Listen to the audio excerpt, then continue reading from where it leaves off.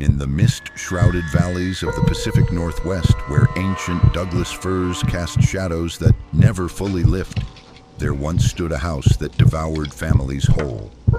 Bloodstone Manor, they called it, perched on a hill like a watchful predator above the mining settlement of Mercy, Washington. For 60 years, from 1868 to 1928, 13 families crossed that threshold seeking a new beginning. None ever crossed back out. The locals would speak in hushed tones of deathbed confessions, of records that simply vanished from county files, of a mystery that refused to die even after the town itself disappeared. What investigators would eventually uncover was not the work of wild animals or harsh frontier justice, but something far more calculated, far more human, and infinitely more horrifying. Before we go on, tell me in the comments where you are watching from. If this is your first time here, subscribe, because the story I am about to tell goes beyond anything you can imagine. The neighbors in Mercy were not just complicit in these disappearances. They were the architects of a feeding machine that operated with the precision of a slaughterhouse and the warmth of a family dinner. This was not just crime. This was an operation that fed on human lives for decades, hidden behind smiles and Sunday prayers. Picture, if you will, a daguerreotype from 1870. A family of 5 stands before Bloodstone Manor, their faces bright with hope, their belongings stacked in neat piles beside a weathered wagon. The father's hand rests proudly on his young son's shoulder. The mother cradles an infant, her eyes fixed on what she believes will be their salvation.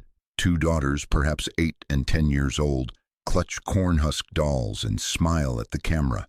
This is the Miller family, the first to vanish. Within 6 weeks of that photograph being taken, not one trace of them would remain. No graves in the town cemetery, no forwarding address at the post office, no mention in church records or school enrollment books. It was as if they had simply dissolved into the damp Washington air, leaving behind only that single photograph and a growing hunger in the town of Mercy. The Miller family would not be alone in their fate. The Gables in 1891, the Ashfords in 1903, the Weatherbys, the Stones, the Carters, family after family drawn to Bloodstone Manor by promises of free land and fresh starts. Each arrival was celebrated with feasts that lasted for days. Each departure was explained away with practiced smiles and carefully rehearsed stories. But departure, as we shall see, was never really the word for it. What makes the Bloodstone Manor case so particularly chilling is not just the number of victims, but the systematic precision with which they were processed. This was not the random violence of frontier desperation or the chaotic brutality of isolated madmen. This was methodical, calculated, industrial in its efficiency, and familial in its execution. The truth would only emerge in 1928, when the 13th and final family fought back during what the town of Mercy called their harvest feast. Their desperate testimony, dismissed at the time as the ravings of traumatized survivors, would later be corroborated by a discovery so nauseating that even hardened investigators struggled to document it. Hidden beneath the floorboards of the burned manor, they found a ledger, page after page of meticulous entries, written in the same careful hand that had recorded births and deaths in the town's official records. But these pages told a different story entirely, a story of stock processed and yields calculated, of preservation methods and storage solutions, a business ledger for a business that dealt in human flesh. But to understand how such a horror could flourish for 60 years in a civilized territory, we must first understand the place that bred it.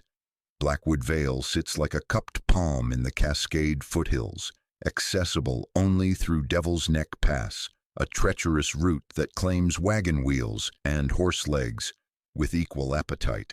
The pass earned its name honestly, twisting through granite outcroppings that block the sun for hours at a time, where the sound of rushing water echoes from unseen gorges far below. Even in summer, the air carries the bite of perpetual winter, and travelers who make the journey speak of an oppressive silence that seems to swallow their voices. At the bottom of this natural fortress lay the settlement of Mercy, Washington. Founded in 1868 by Silas Blackwood, it was designed to be completely self-sufficient. The Blackwood mine provided silver ore. The sawmill processed timber from the endless forests. The general store, the blacksmith shop, the grain mill, all operated under the watchful eye of the Blackwood family. There was no need for outside commerce, no reason for regular contact with the territorial government, no interference from distant authorities. This isolation was not accidental, it was architectural. The town itself followed a peculiar layout, with all buildings facing inward toward a central square where the Blackwood family home commanded the highest ground. From their wraparound porch, the Blackwoods could observe every door, every window, every movement in their domain. The streets radiated outward like the spokes of a wheel, ensuring that no corner of Mercy remained hidden from their surveillance. But it was Bloodstone Manor that dominated the valley's psychological landscape. Positioned on a hill just outside the town proper, the three-story Victorian structure loomed over Mercy like a watchtower. Its windows, locals claimed, could be seen from any point in the settlement, day or night, reflecting lantern light like watching eyes. The manor had been built specifically to house newcomers, families seeking fresh starts in the Washington territory. The building's design was both welcoming and unsettling. Wide porches suggested hospitality, while high gables and narrow windows hinted at secrets. The cellar, carved directly into the hillside bedrock, extended far deeper than any normal foundation required. Local craftsmen who worked on the manor's construction noted the unusual specifications, the reinforced beams, the hooks embedded in the cellar ceiling, the drainage channels cut into the stone floor. When asked about these features, Silas Blackwood would smile his practiced smile and speak of preservation methods, of the need to store large quantities of meat through harsh mountain winters. The explanation satisfied most questions, though some workers reported feeling uneasy about the project. Those who pressed for details about the manor's true purpose often found their employment in Mercy suddenly terminated. The town cemetery, visitors noted, was remarkably small for a settlement that had existed for 60 years. The headstones bore only Blackwood family names and dates, with a handful of markers for longtime residents who had died of natural causes. There were no graves for children, no markers for the many families who had supposedly moved through Mercy, seeking better opportunities elsewhere. This isolation wouldn't breed monsters alone. It needed architects. Silas Blackwood arrived in the Washington territory with a philosophy as rigid as the granite mountains that surrounded his chosen valley. A former preacher turned prospector, he carried with him a twisted interpretation of biblical sustenance, a belief that the strong were divinely ordained to consume the weak. His founding charter for Mercy, filed with territorial authorities, spoke eloquently of Christian community and mutual support, but his private journals, discovered decades later, revealed a darker vision entirely. The land must be fed to remain fruitful, he wrote in 1867. As the soil drinks blood to grow strong crops, so must the chosen people partake of God's bounty in all its forms. The weak come to us seeking strength. It is our sacred duty to provide it, and to take from them what will make us stronger. This was not mere frontier pragmatism or the desperate philosophy of isolated settlers. This was systematic theology, carefully constructed to justify what Silas Blackwood had already decided to do. By 1870, Mercy operated as a theocracy with Silas as its prophet and provider. He served as mayor, judge, sheriff, and spiritual leader, while his wife, Morwen, managed the practical details of town life. Their children were raised not just as heirs to property, but as inheritors of sacred obligation. The Blackwood bloodline, Silas taught them, had been chosen to purify the territory through consumption. The current generation of Blackwoods was led by Caleb, Silas's grandson, who had inherited both his ancestors' charisma and his appetite. Tall and broad-shouldered, with the kind of magnetic presence that made strangers trust him immediately, Caleb possessed what locals described as the Blackwood gift for making people feel welcome. His smile never quite reached his pale blue eyes, but newcomers rarely noticed this detail until it was far too late. Under Caleb's leadership, Mercy had achieved an almost supernatural prosperity. While other frontier settlements struggled with crop failures, disease, and economic hardship, Mercy thrived. Their harvests were abundant, their livestock was healthy and numerous, their children grew strong and tall, their adults lived to impressive ages, their community bonds remained unshakable.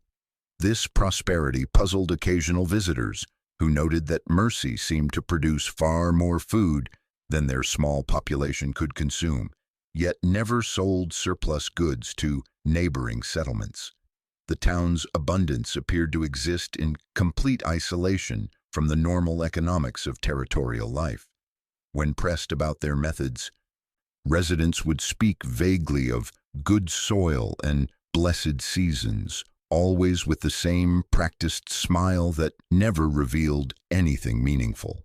The social structure of Mercy reflected the Blackwood family's absolute control. Every major decision required Caleb's approval. Every conflict was mediated by Blackwood family members. Every celebration, every funeral, every significant event in town life centered around the Blackwood homestead and their interpretation of community welfare. Marriage within Mercy was strictly regulated, with the Blackwoods personally approving all unions to maintain what they called strong stock. Children were educated in a single schoolhouse where Blackwood family members served as teachers, ensuring that each new generation understood their place in the community's sacred hierarchy. Most unsettling was the town's collective behavior around newcomers. Every resident seemed to know instinctively when strangers were approaching Mercy. Despite the settlement's isolation, the entire community would mobilize with rehearsed efficiency to welcome new families, offering assistance, gifts, and invitations with an enthusiasm that bordered on desperate hunger. Their prosperity was a question no outsider thought or was allowed to ask.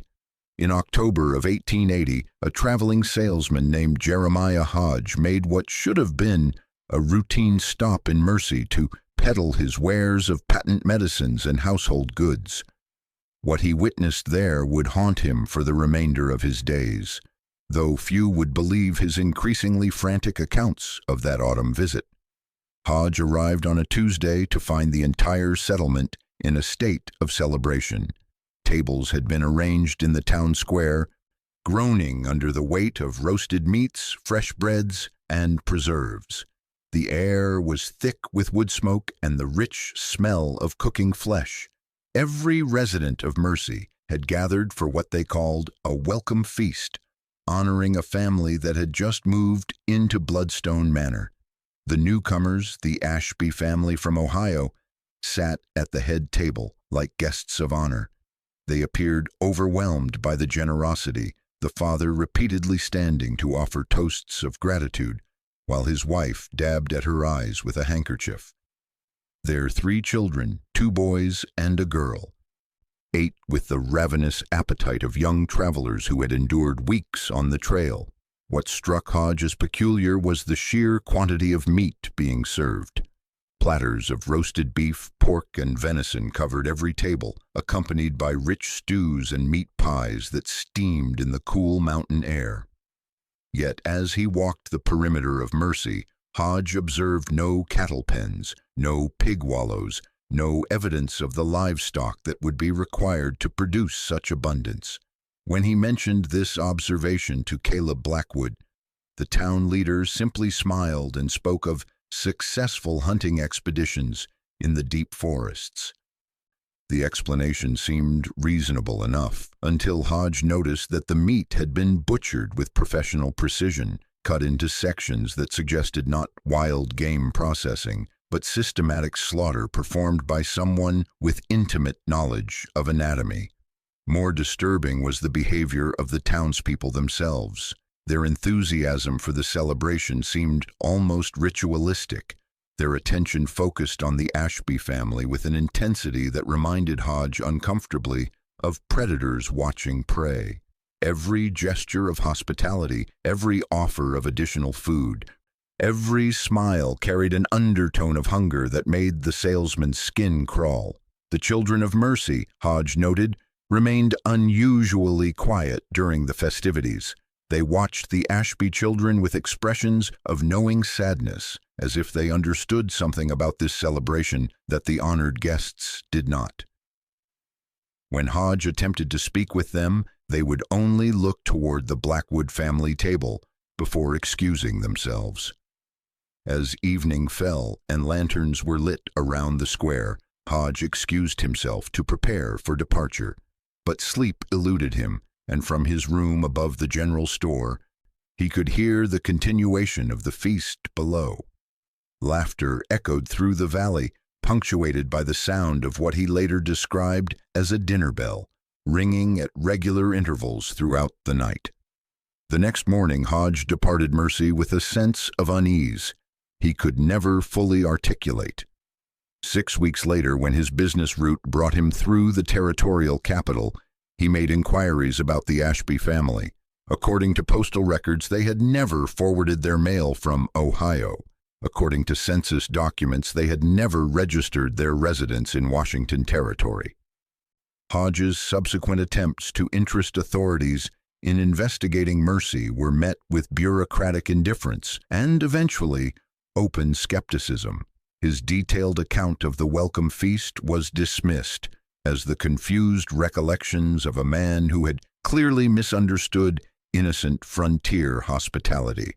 The salesman died 3 years later in a tavern fight, his final words reportedly being a warning about towns that welcomed strangers too eagerly. It was a warning that went unheeded because the machine was already in motion. The end of the Civil War had left America scattered with broken families, men searching for purpose beyond battlefield nightmares, and widows clutching children while scanning newspaper advertisements for any promise of stability. The Western Territories beckoned with offers of free land, fresh starts, and the chance to rebuild lives from the ashes of a divided nation. It was into this desperate marketplace of dreams that the Blackwood family inserted their carefully crafted lure. The notices appeared in newspapers across Ohio, Pennsylvania, and Virginia, always in the classified sections where desperate eyes searched for opportunity. Homestead available, Mercy, Washington Territory. Furnished residence. No payment required first year. Supportive community welcomes families seeking agricultural opportunities. Inquire S. Blackwood. General delivery. Mercy. The language was deliberately vague, promising support without specifics, offering hope without guarantees. But for families facing destitution in the post-war economy, these notices represented salvation. The lack of detail was not suspicious, it was merciful. The absence of complex requirements suggested generosity rather than deception. Caleb Blackwood personally screened every inquiry, selecting his prey with the methodical care of a rancher choosing livestock. He favored families with few living relatives, those whose disappearance would generate minimal investigation. War widows with children were particularly attractive targets, as were young couples estranged from their birth families, seeking to establish themselves far from past disappointments. The selection process involved extensive correspondence, with Blackwood posing probing questions about family connections, financial resources, and future plans. Families who mentioned extensive social networks or business obligations were politely declined. Those who spoke of burning bridges starting fresh or escaping painful memories received enthusiastic encouragement to make the journey west. Each accepted family received detailed travel instructions, including specific routes that would bring them through Devil's Neck Pass during seasons when weather made retreat difficult. They were advised to bring minimal possessions, as the furnished residence would provide everything necessary for comfortable living. Most importantly, they were assured that the community of mercy would welcome them as family, providing support during their transition to territorial life. The promises were not entirely lies. The families would indeed be welcomed as family. They would be provided with everything necessary for comfortable living, at least initially. The community would support them through their transition, though not in the manner they anticipated. What the advertisements never mentioned was that Bloodstone Manor had been designed as a temporary residence.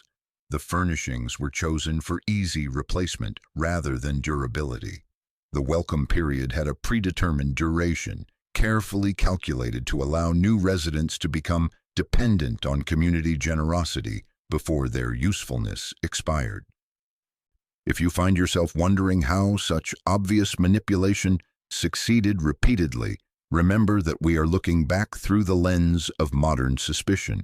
These families lived in an era when community support was not unusual, when frontier hospitality was expected, when the promise of free land was not automatically suspect. The welcome they received was beyond their wildest dreams, and that was the first step of the trap. What happened next followed a pattern so precise it could have been choreographed. The Blackwood family had perfected their methodology through decades of practice, refining each step until the process operated with the efficiency of an industrial assembly line. Phase 1 began the moment a new family's wagon crested the ridge overlooking Mercy. The entire town would mobilize as if responding to a silent alarm.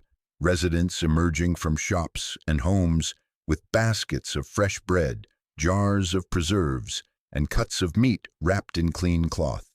Children would appear with wildflowers and hand-carved toys. The blacksmith would offer to repair any damage from the difficult journey. The doctor would insist on examining travel-worn family members free of charge. This overwhelming generosity was not random kindness. It was psychological warfare. Every gift came with gentle insistence that the family must be exhausted, must be hungry, must allow the community to care for them. Offers of help were presented as urgent necessities rather than polite courtesies. Refusal was made to seem not just ungrateful, but physically dangerous given the harsh mountain environment. Within 48 hours, the new residents of Bloodstone Manor found themselves completely dependent on community support. Their travel provisions had been replaced with superior local foods. Their worn clothing had been supplemented with warm mountain garments.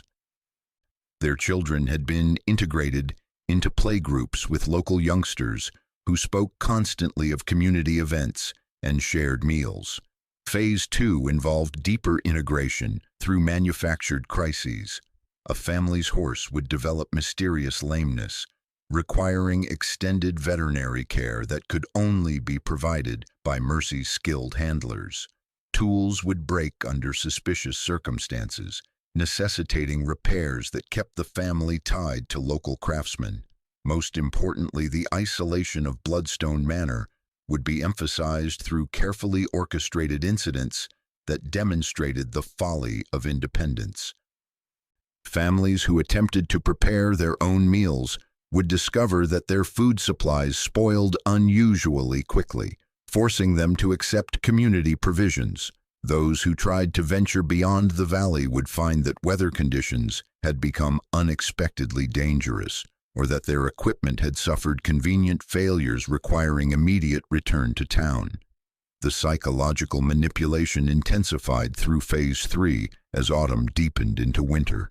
Community meals became not just frequent, but essential, as the families found themselves unable to maintain adequate nutrition through their own efforts.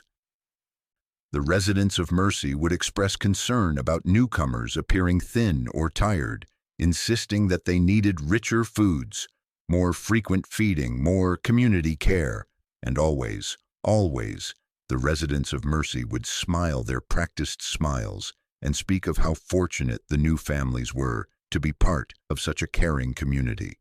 The final phase arrived with the first heavy snowfall, when travel beyond the valley became genuinely impossible. This was when Mercy would announce its grand harvest celebration, a community-wide feast to celebrate another successful year and welcome their newest residents into the permanent family of the settlement. The invitations were presented as the highest honor the community could bestow. Refusal was not merely rude, it was incomprehensible. How could anyone reject such generosity, such acceptance, such love? The harvest feast was always held in the largest building in Mercy, the community hall where long tables could accommodate every resident. The new family would be seated at the position of honor, surrounded by their neighbors, overwhelmed by the abundance spread before them. Rich stews simmered in massive pots. Roasted meats filled platters that required multiple men to carry. The air would be thick with the smell of herbs and spices that masked other, less identifiable odors. During the feast, as wine and celebration loosened tongues and lowered inhibitions, the newest residents would finally understand the true nature of Mercy's prosperity. But by then, surrounded by the entire community, isolated in the deep mountain winter, understanding came far too late. The system was flawless until one man's curiosity was louder than his hunger. In September of 1928, a traveling minister named Elias Thorne arrived in Mercy with questions that would shatter 60 years of carefully maintained silence. Thorne had not come seeking converts or offering salvation. He had come searching for his sister. Martha Thorne had written to her brother in 1926, describing her plans to join her new husband in a mining settlement called Mercy. Her letters spoke of endless opportunities, generous neighbors, and a furnished home that required no payment. She promised to write again once she was settled, to share details of her new life in the Washington Mountains. That letter never came.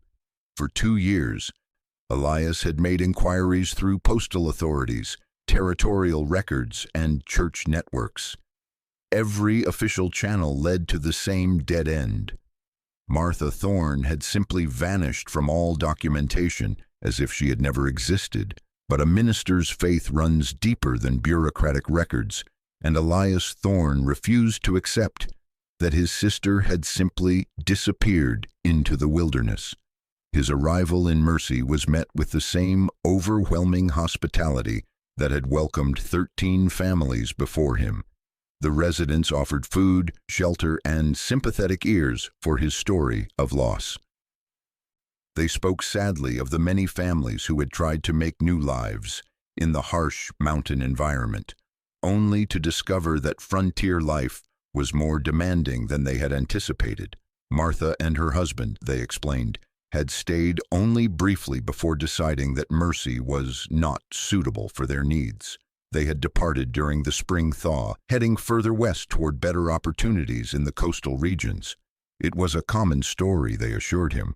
Many families made similar decisions after experiencing their first mountain winter. The explanation was delivered with practiced sympathy and supported by multiple witnesses who remembered the departure clearly. But there was something in their collective certainty that struck Thorne as rehearsed. The details were too consistent, the timeline too precise, the emotional tone too carefully modulated. It was on his 3rd day in Mercy that Thorne encountered the woman who would break open the case that authorities had never thought to investigate. She lived at the very edge of the settlement, in a cabin that seemed to lean away from the town center, as if trying to escape. The residents called her Whispering Mary, though none could explain her full name or how long she had lived in Mercy. She appeared ancient, her white hair wild and unkempt, her eyes carrying the particular emptiness that comes from witnessing unspeakable things. Most of the townspeople avoided Mary, explaining that she had been touched by mountain madness, that her words were the meaningless babbling of a mind broken by isolation. But when Thorn approached her cabin to offer pastoral comfort, the old woman grabbed his arm with surprising strength and pulled him close enough to smell the fear on her breath. Her words came in fragments, broken sentences that seemed to emerge from decades of enforced silence. She spoke of the sweet meat that hung in the cold cellar. She warned about the bell that rings when supper is ready. She whispered about families who came to stay but never left, about children who stopped asking where the new friends had gone. "Don't thank them for supper," she repeated, her fingers digging into Thorn's sleeve. "Don't thank them when they feed you so well. Don't ask what makes the stew so rich." When Thorn pressed for clearer explanations, Mary's voice dropped to barely audible whispers. She spoke of watching from her window as wagons arrived but never departed. She described seeing the Blackwood men carrying heavy bundles toward the root cellars on nights when the moon was dark. She mentioned the sound of axes working long after the sawmill had closed, the smell of wood smoke mixed with something else that made her stomach turn. Most damning of all, she knew Martha's name. Without prompting, without any description from Thorn, she spoke of the pretty woman with dark hair, who had been so grateful for the welcome feast, so thankful for the community's generous spirit. "She thanked them for the supper," Mary whispered, tears streaming down her weathered cheeks. "They always thank them for the supper." When Thorn attempted to bring other residents to hear Mary's testimony, he discovered that the old woman had vanished from her cabin, leaving behind only a few scattered possessions and a lingering smell of fear. Thorn now had a thread, but pulling it would unravel the very fabric of the town. Armed with Mary's whispered warnings and his own growing suspicions, Elias Thorn resolved to conduct a thorough investigation of Bloodstone Manor. But approaching the building directly would raise questions he was not yet prepared to answer. Instead, he devised a plan that would allow him to examine the manor under the guise of pastoral duty. Thorn announced his intention to bless every building in mercy, a common practice among traveling ministers seeking to sanctify new communities. The residents received this proposal with enthusiasm, offering to accompany him on his rounds to provide historical context for each structure. But Thorn insisted that such blessings required solitary prayer and contemplation, politely declining their well-intentioned assistance. The first 11 buildings revealed nothing more sinister than the expected signs of frontier life. Tool marks on wooden beams, stone foundations settled into mountain soil, cellars designed for food storage and protection from harsh weather. But Bloodstone Manor was different from the moment Thorn crossed its threshold. The house felt wrong in ways that defied easy description. Despite being recently occupied, it carried the hollow emptiness of a place where no one had ever truly lived. The furniture was functional but impersonal, arranged with the precision of a hotel rather than the comfortable disorder of a family home. Most disturbing was the complete absence of personal belongings, as if each family's possessions had been systematically removed and disposed of. But it was the cellar that transformed Thorn's suspicions into nauseating certainty. The heavy wooden door opened with a screech that seemed to echo from the stone walls long after the hinges had settled. The steps descended into darkness that lantern light struggled to penetrate, leading to a space carved directly from the living rock of the hillside.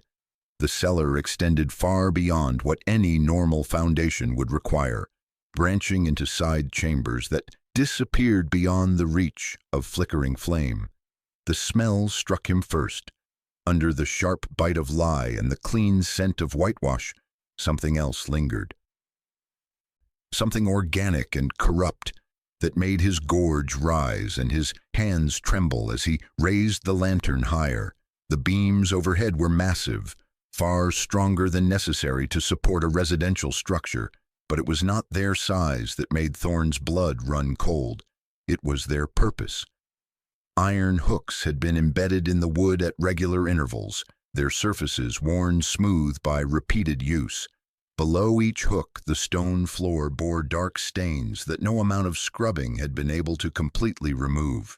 Drainage channels had been carved into the bedrock, leading to a central collection point where wooden buckets sat stacked and waiting.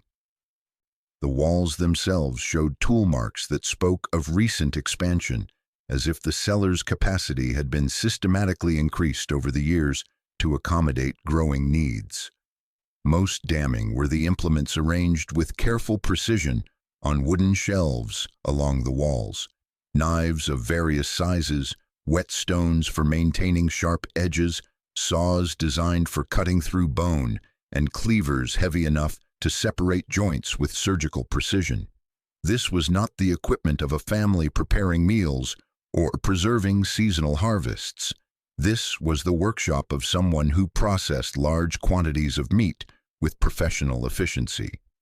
Thorn's hand shook as he examined a wooden cutting block that bore the scars of decades of use. The surface had been worn smooth by countless impacts, stained dark by substances that had soaked deep into the grain. Beside it sat scales designed for weighing portions, their brass plates polished to mirror brightness. From somewhere in the darkness beyond his lantern's reach came the sound of footsteps on stone stairs. Sheriff Josiah Locke's voice echoed through the cellar chambers, calling Thorn's name with growing urgency. The minister quickly extinguished his lantern and moved toward the stairs, his mind racing to construct an innocent explanation for his presence in the manor's depths. Locke appeared at the cellar entrance, his bulk filling the doorway and blocking the escape route. His expression carried none of the practiced friendliness that characterized most interactions in Mercy. Instead, his eyes held the cold calculation of a predator who had discovered an intruder in his territory. The sheriff's questions came in rapid succession. What was Thorn doing in the cellar? Why had he not requested permission to enter private property? Did he understand that his unauthorized investigation constituted trespassing under territorial law? Thorn offered his prepared explanation about blessing the building's foundation, but Locke's expression suggested that such religious justifications would not provide protection much longer. The minister found himself escorted from the manor with firm politeness, warned that future visits would require official permission and community oversight. As they emerged into the afternoon sunlight, Thorn caught sight of several residents watching from their porches and windows. Their faces carried none of the welcoming warmth he had received upon his arrival. Instead, he saw the collective wariness of a community that had discovered a threat to their carefully maintained secrets. He found nothing and everything. Thorn's discovery in the manor's cellar demanded documentation, evidence that would substantiate what no reasonable person would believe without proof. But direct confrontation with the Blackwood family would likely result in his own disappearance, adding another name to the growing list of those who had asked too many questions in Mercy. Instead, he resolved to approach the mystery through the one institution in town that might maintain records independent of Blackwood family influence, the small wooden church where residents gathered each Sunday for services led by Caleb himself. The church building sat at the edge of the town square, its modest steeple casting shadows that shifted throughout the day like the hands of some enormous clock. As the visiting minister, Thorn had legitimate reason to examine the congregation's financial records, membership rolls, and correspondence with territorial church authorities. What he discovered in the church's record books painted a picture that was both mundane and terrifying in its implications. The financial ledgers showed systematic purchases that dwarfed what any normal congregation would require. Month after month, year after year, The church had ordered massive quantities of salt, sugar, vinegar, and other preserving agents. The amounts were staggering, enough to preserve hundreds of pounds of meat through multiple winter seasons.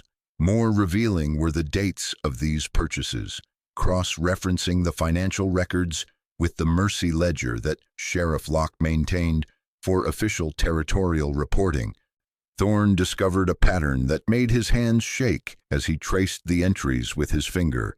Every major purchase of preserving supplies coincided exactly with the arrival of new families at Bloodstone Manor. The Miller family in 1870, the Ashbys in 1880, the Gables in 1891. Each arrival was followed within days by orders for salt, vinegar, and other chemicals that would be needed to process and preserve large quantities of fresh meat. The church records also revealed something else that territorial authorities had never thought to investigate: the complete absence of death certificates or burial permits for any of the families who had supposedly departed Mercy for better opportunities elsewhere. In 60 years of settlement, the only recorded deaths were those of longtime residents who had died of natural causes, their graves marked in the small cemetery behind the church. There were no records of accidents, illnesses, or other tragedies that might befall families attempting to survive in the harsh mountain environment. Most damning was a series of letters between Caleb Blackwood and suppliers in distant cities.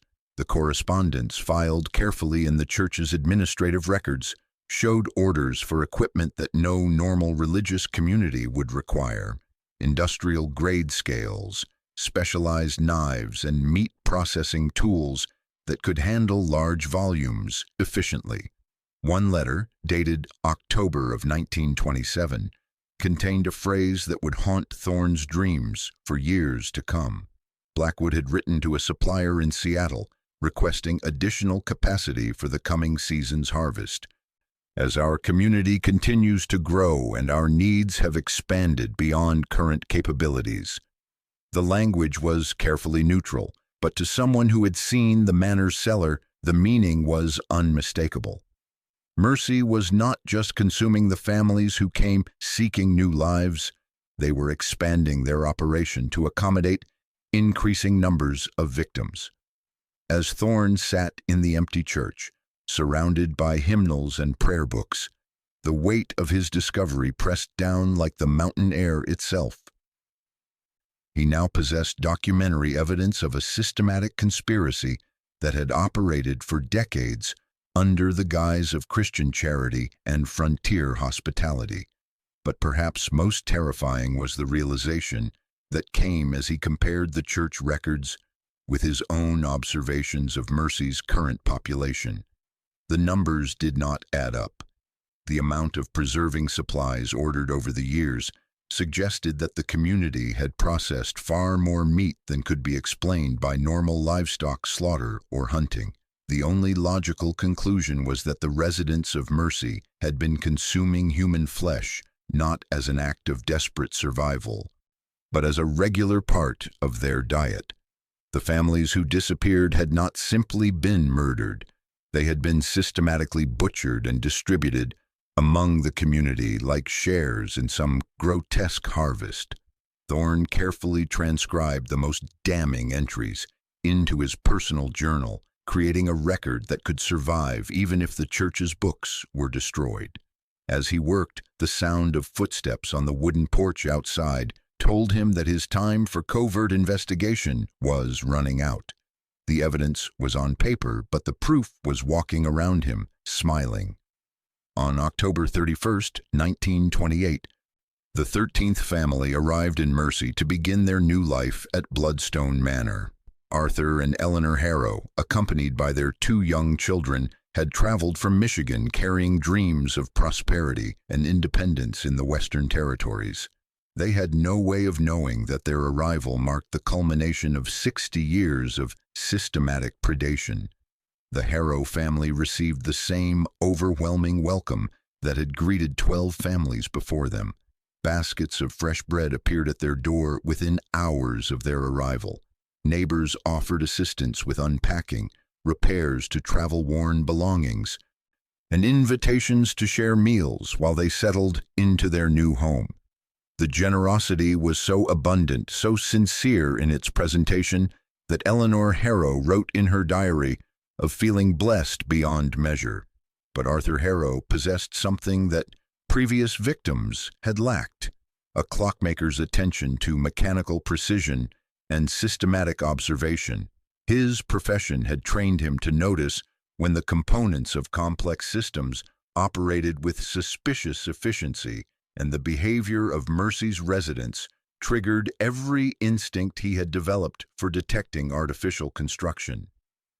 3 days before the harvest feast, Elias Thorne approached Arthur with a warning that would have seemed like the ravings of a madman to anyone who had not already begun to suspect the truth. The minister spoke carefully, presenting his evidence in measured doses, watching Arthur's face for signs of disbelief or dismissal. Instead, Arthur nodded with the grim recognition of someone whose own observations had been leading toward the same horrifying conclusion. He had noticed the absence of livestock that could account for the community's abundant meat supply. He had observed the way residents watched his family during meals, their attention focused with an intensity that reminded him uncomfortably of diners studying a menu. Most disturbing was a conversation he had overheard between Caleb Blackwood and Sheriff Locke, in which they discussed the family's adjustment period and their readiness for full community integration. The language was carefully neutral, but the underlying tone suggested that the Harrow family's fate was being decided by others according to a predetermined schedule. On the night of the harvest feast, Arthur made an excuse to return to Bloodstone Manor while his family remained at the celebration. Using skills developed through years of working with mechanical locks, he gained entry to areas of the house that had been declared off-limits to residents. Hidden behind a false wall in the manor's study, he discovered the master record that would expose 60 years of systematic murder. The Blackwood account ledger was a masterpiece of bureaucratic horror. Page after page documented the arrival, processing, and distribution of 13 families with the same methodical precision that Arthur used to catalog clock components. Each entry included dates, weights, and distribution schedules that reduced human beings to inventory in some grotesque business venture. The final entry bore his own family's name, written in the same careful script that had recorded the fates of the Miller family, the Ashbys, the Gables, and 10 others. Below their names, someone had noted their estimated yield and projected processing schedule. Arthur's hands trembled as he read his own children's names, listed as secondary stock, suitable for specialty preparations. Eleanor was designated as prime adult female, excellent marbling. He himself was classified as adult male, good condition, standard processing recommended. The ledger made clear that the harvest feast was not a celebration, but a final inventory before slaughter. The excessive feeding of recent days had been designed to improve the quality of meat that would soon be distributed among Mercy's residents. The Harrow family had been fattened like livestock, their gratitude and trust carefully cultivated to ensure docile compliance when the time came for processing. Racing back to the community hall, Arthur found his family seated at the place of honor, surrounded by the entire population of Mercy. Massive platters of roasted meat covered the tables, accompanied by rich stews that filled the air with aromas that now struck him as sickeningly familiar. The residents had begun serving the meal, ladling portions into bowls with ceremonial precision. Eleanor looked up as her husband burst through the doors, her face bright with wine and celebration. Their children sat beside her, spoons raised to their lips, ready to taste the rich stew that represented Mercy's most generous hospitality. Arthur's voice shattered the festive atmosphere like breaking glass. He screamed the truth that no one in that room wanted to hear, the truth that would destroy 60 years of carefully maintained secrecy. He told them about the ledger, about the processing schedules, about the real ingredients in the stew that his family was about to consume. The transformation in the room was instantaneous and terrifying. Every smile vanished simultaneously, replaced by expressions of cold calculation. The masks of neighborly kindness fell away to reveal the predatory hunger that had driven Mercy's prosperity for 6 decades.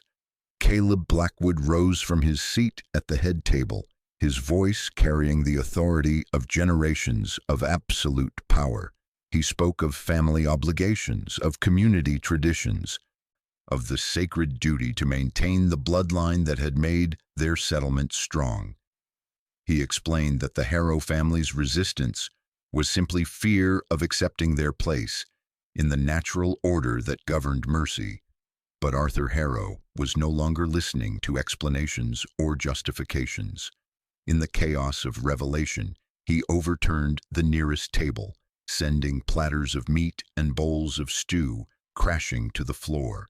The thick liquid splashed across the wooden boards, revealing chunks of flesh that bore unmistakable traces of human origin.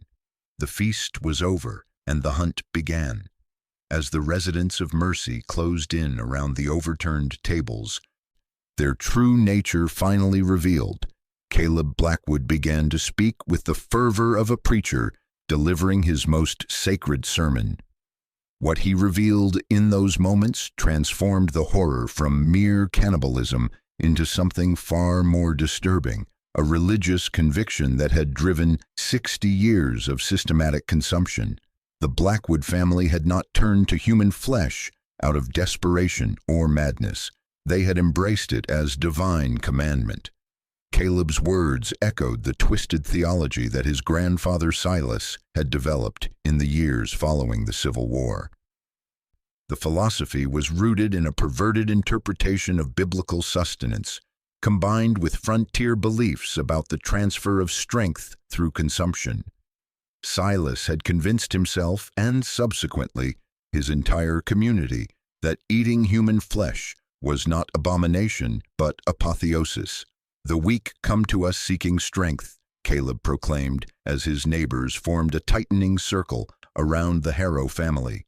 "It is our sacred obligation to provide that strength, to take into ourselves their essence, to make their lives meaningful through our consumption. They become part of something greater, something stronger, something eternal." This was not the crude cannibalism of survival or the random predation of isolated killers. This was systematic theology implemented with industrial precision across multiple generations. The Blackwood family had created not just a method for murder, but a complete belief system that justified and sanctified their actions. According to Silas's original writings, discovered later in the ruins of the family homestead, the consumption of outsider families served multiple sacred purposes. Their flesh would strengthen the bodies of Mercy's residents, ensuring superior health and longevity. Their blood would enrich the soil of Blackwood Vale, guaranteeing abundant harvests despite the harsh mountain environment. Most importantly, their life force would be absorbed into the Blackwood bloodline, making each generation more powerful than the last. The evidence of this philosophy's effectiveness surrounded the Harrow family in the form of Mercy's unnaturally healthy residents. Children who grew larger and stronger than frontier life should have produced. Adults who lived to impressive ages without the diseases and injuries that plagued other remote settlements. Crops that flourished in soil that should have been too rocky and acidic to support agriculture. In the twisted logic of the Blackwood theology, these benefits proved the righteousness of their practices. The prosperity of Mercy was divine confirmation that human consumption was not only acceptable, but commanded by higher powers.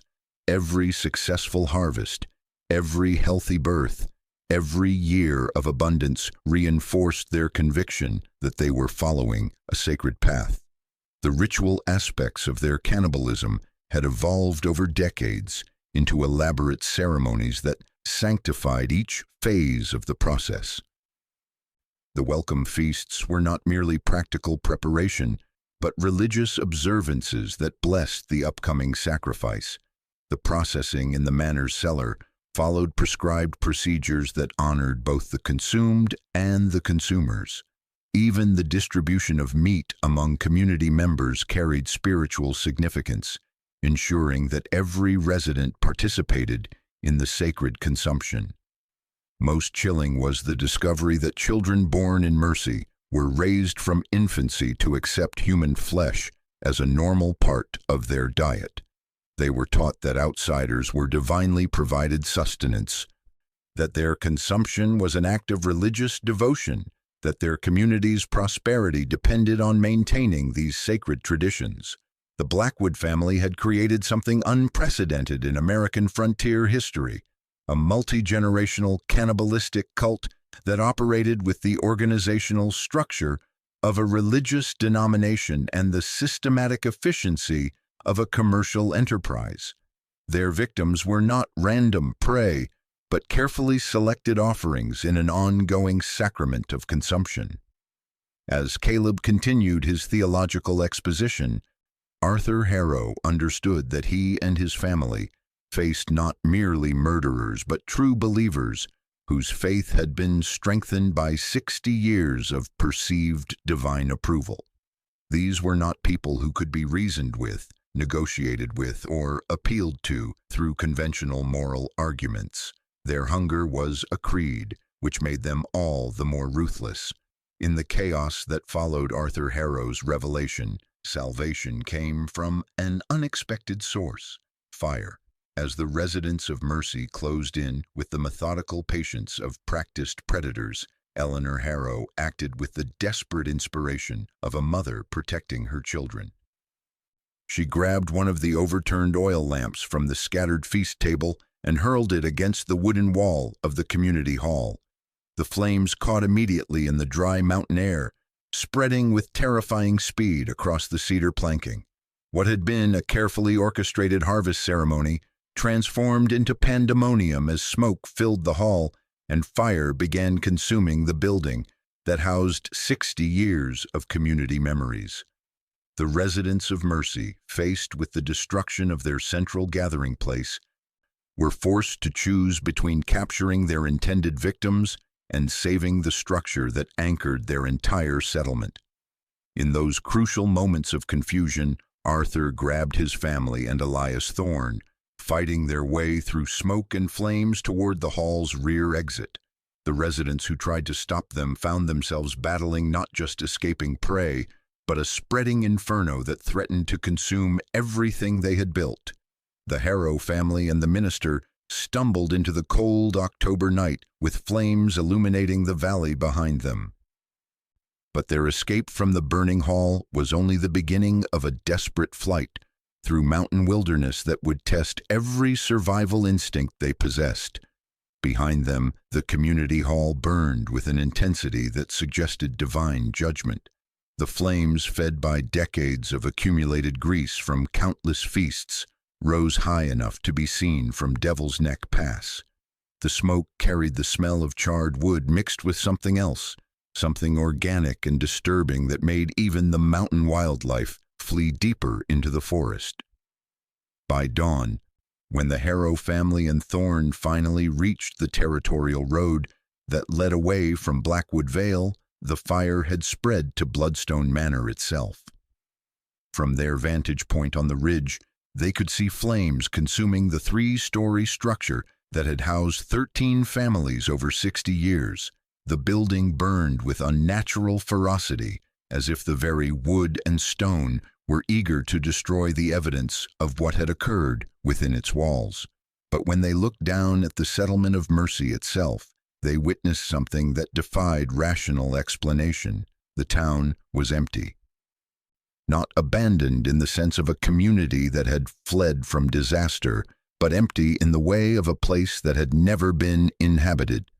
Doors stood open to reveal houses stripped of all personal belongings. The general store, the blacksmith shop, The church all sat vacant as if their occupants had simply dissolved into the mountain air.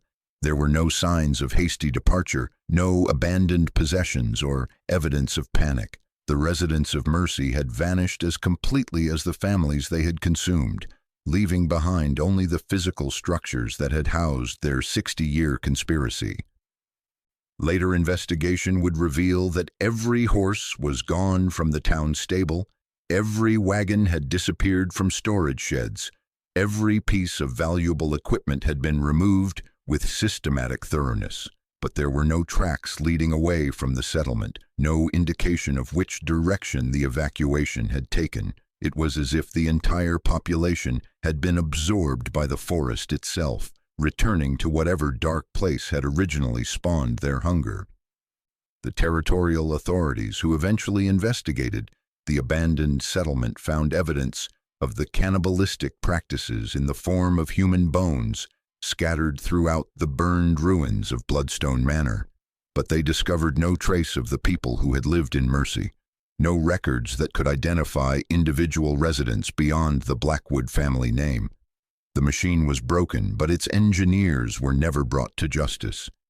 In the decades that followed the burning of Mercy, Blackwood Vale earned a reputation among Pacific Northwest hikers and urban explorers as a place where modern technology behaves strangely and compasses spin without reason. GPS devices malfunction in the valley, cell phone signals fade to static, and even experienced outdoors enthusiasts report feeling watched by unseen eyes among the ancient Douglas firs. The foundation stones of buildings that once housed a cannibalistic community still lie scattered throughout the forest, overgrown with moss and vine but resistant to complete decay. Hikers who stumble across these ruins describe an overwhelming urge to leave the area immediately, as if the very stones retain some memory of the horrors they once witnessed. More disturbing are the sounds that echo through the valley on still autumn nights. Multiple witnesses have reported hearing the distant peal of a dinner bell, carried on winds that seem to come from no identifiable source. Others describe the smell of roasting meat drifting through areas where no campfires burn, no cooking takes place, and no rational explanation exists for such aromas. Online forums dedicated to unexplained phenomena contain dozens of accounts from people who claim to have encountered the ruins of Mercy. Their descriptions vary in detail, but share common elements that suggest something more than coincidental storytelling. They speak of finding stone foundations arranged in the pattern of a town square, of discovering rusted kitchen implements scattered through the undergrowth, of feeling an oppressive hunger that seems to emanate from the forest itself. A few explorers claim to have found remnants of Bloodstone Manor's cellar, carved into hillside bedrock and still bearing the stains of its horrific purpose.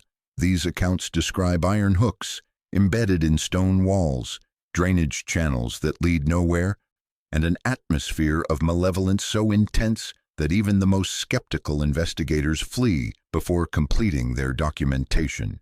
But perhaps most unsettling are the reports that extend beyond the boundaries of Blackwood Vale itself.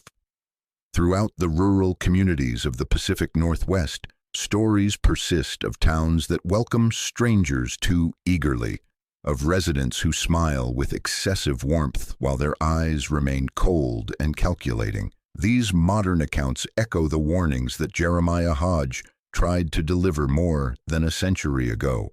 Beware the community that offers everything and asks for nothing in return. Social media posts describe encounters with remote settlements where the abundance of food cannot be explained by visible agriculture or livestock. Travelers report being invited to elaborate feasts by communities that seem too prosperous for their apparent means of support.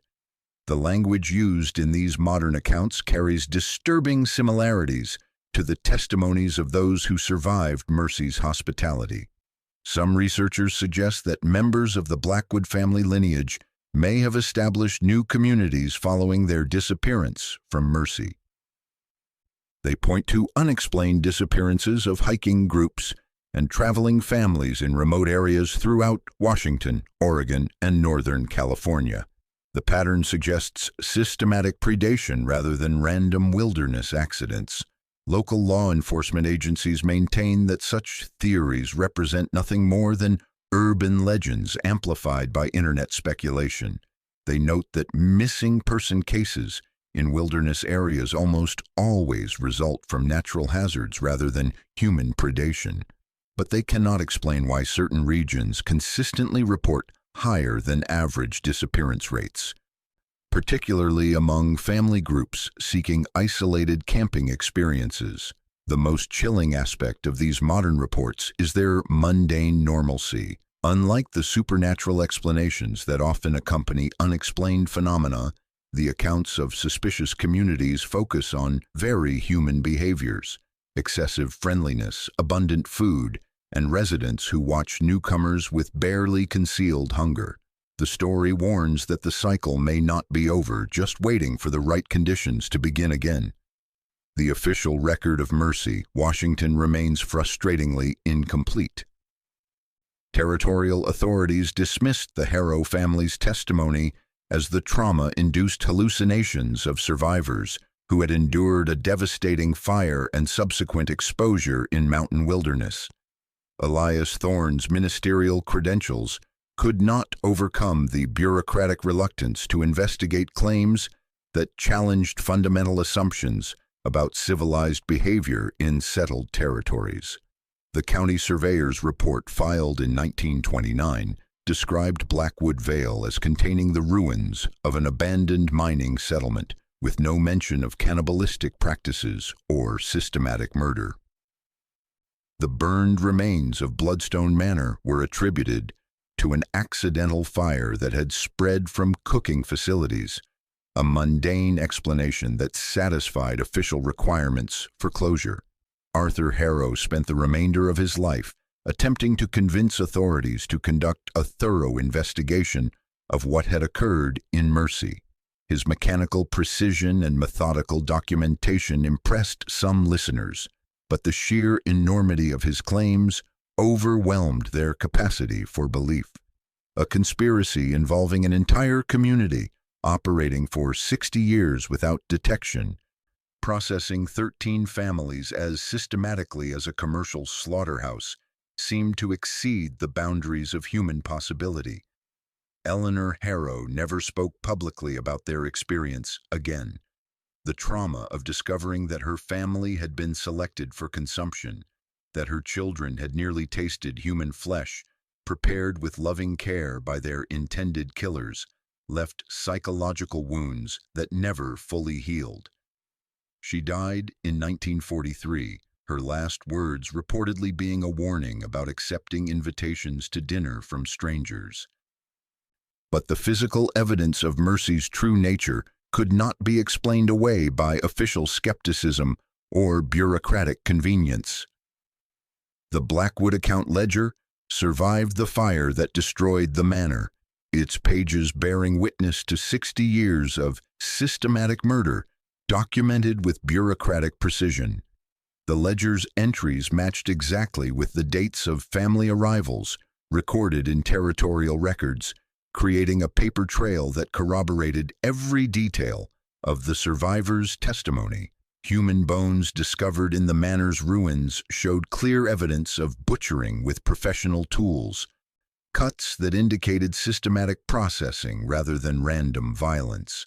Forensic examination revealed that the remains belonged to individuals of various ages and genders, consistent with the family groups that had disappeared over the decades.